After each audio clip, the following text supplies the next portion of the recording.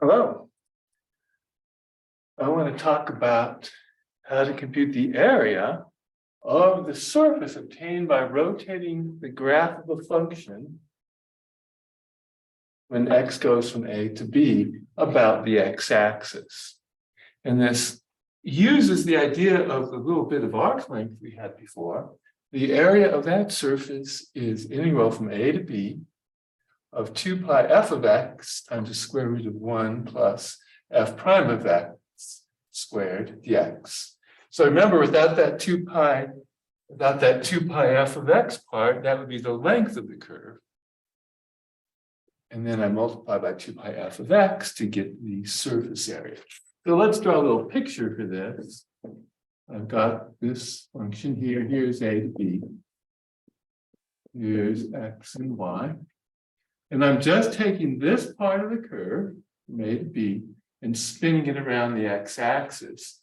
It's going to look something like this.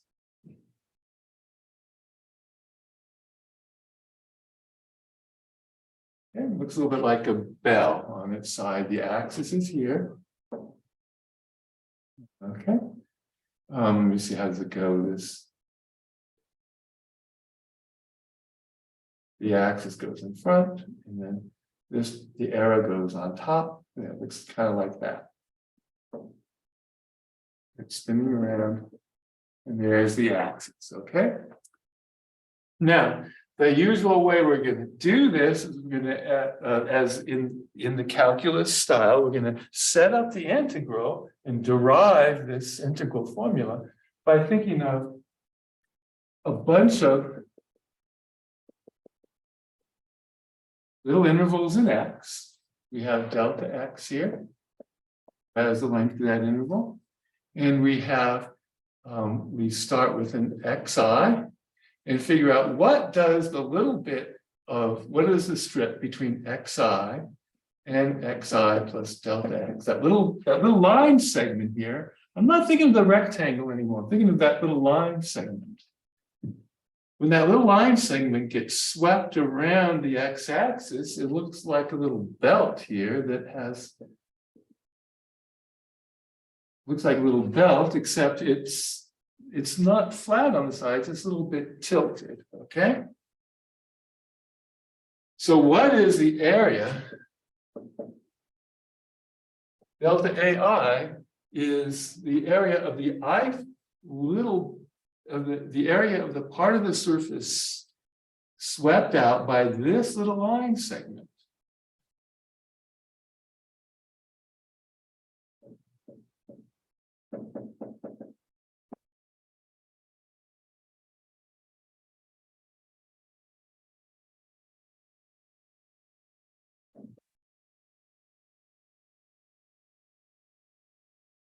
Notice that line segment has length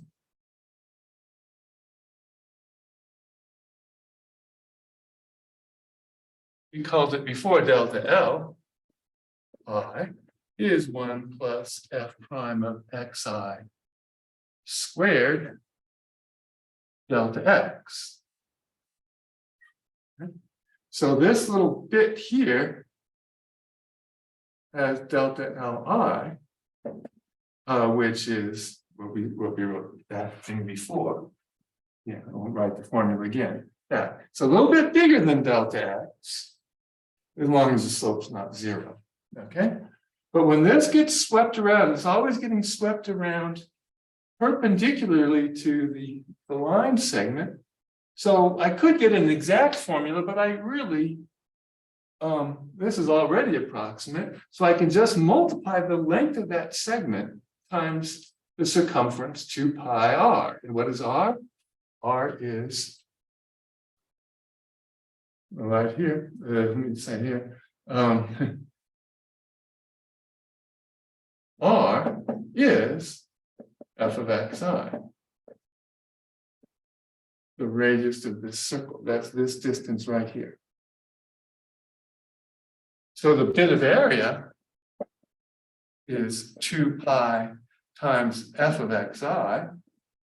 2 pi r for the circumference times delta L, or 2 pi f of xi times 1 plus f prime of xi, square that times delta x. That is a bit of area. And I add them all together. The total area is approximately equal to the sum from I is 0 to n minus 1. Remember that x0 is A, xn is B, of that whole thing, 2 pi f of xi times square root of 1 plus f prime of xi squared delta x. And as n goes to infinity, this approaches the true area, which equals the integral from a to b of 2 pi f of x times 1 plus f prime of x squared inside the square root dx. All right, is it all visible on the screen? Yeah, cool. So I've derived this formula. And, or I can write it that way. Okay, so you might want to think about it. I mean, this, hopefully, you don't just memorize it when you see that formula, it kind of flashes before your eyes, hopefully, but it might take you 50 years or something. As long as I've been doing it, well, not really that long, but yeah, okay. So let's now do an example. Find the area of the surface obtained by rotating the curve y equals x cubed from x equals 0 to x equals 1 about the x-axis. Now you notice they didn't just say set up the integral, they said find it. So hopefully when we set up the integral, we'll be able to compute it. All right.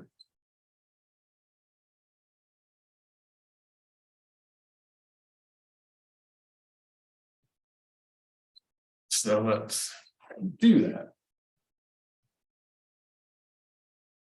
And I've chosen to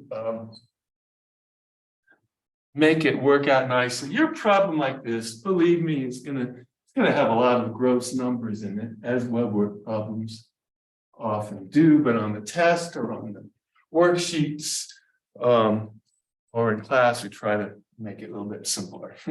All right, so here we have y equals x cubed.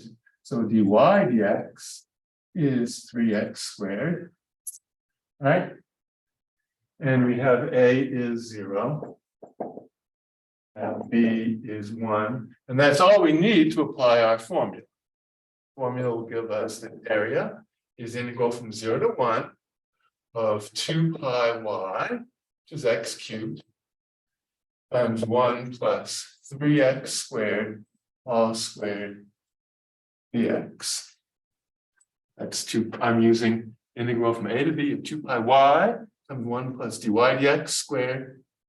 All right, so let's call this 9x to the 4th. So this integral from 0 to 1, 2 pi times x cubed times 1 plus 9x to the 4th inside the square root dx. All right, so you've got to do that. I'm going to do this integral. Let's do method 1. Okay, and this is the one that most of you like. I think it takes a little bit more time, but we're going to do, we've realized these both involve substitution, but the question is, method 1 says, well, let's just do substitution. U is 1 plus 9x to the 4th on the indefinite integral. You find an antiderivative.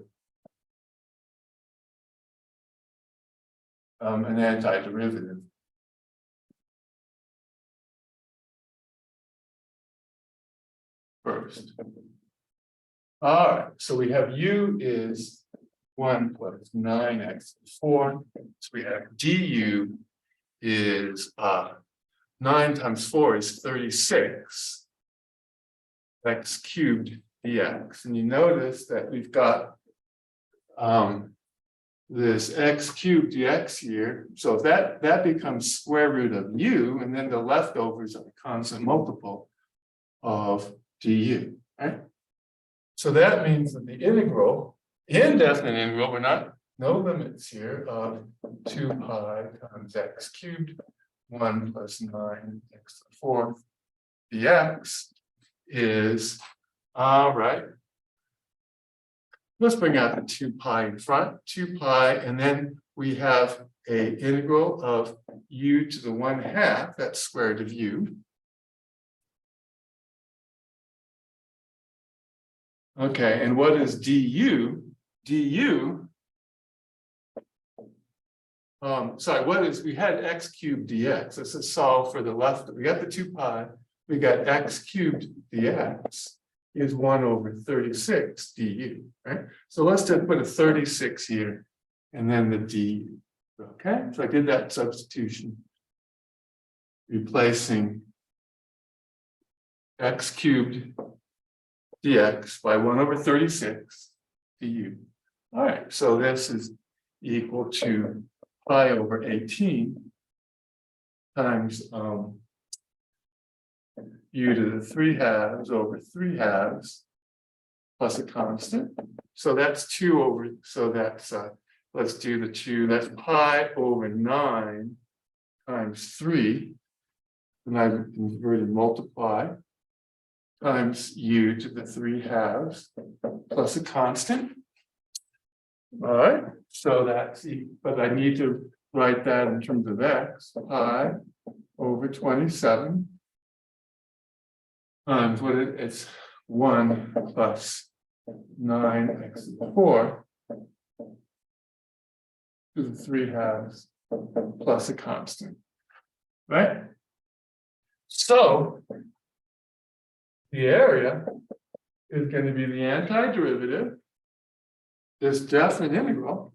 Your definite integral from 0 to 1 is going to be the antiderivative pi over 27 times 1 plus 9x to the 4th to the 3/2, all between 0 and 1.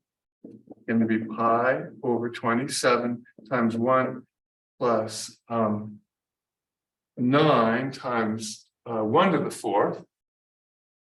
I guess I'll write that, 1 to the 4th. All to the 3/2 minus pi over 27 times 1 plus 9 times 0 to the 4th. All to the 3/2. That's going to be 9 times 1 is 9. 9 plus 1 is 10.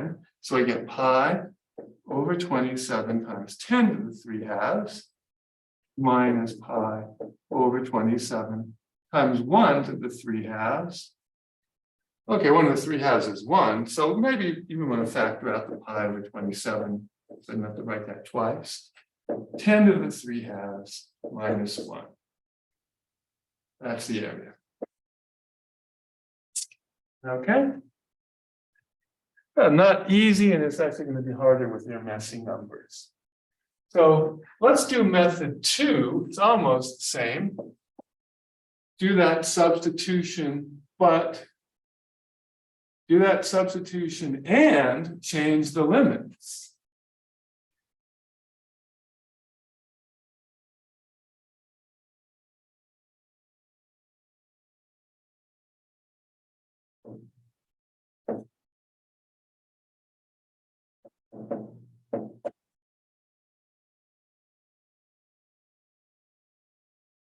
To get a new definite integral.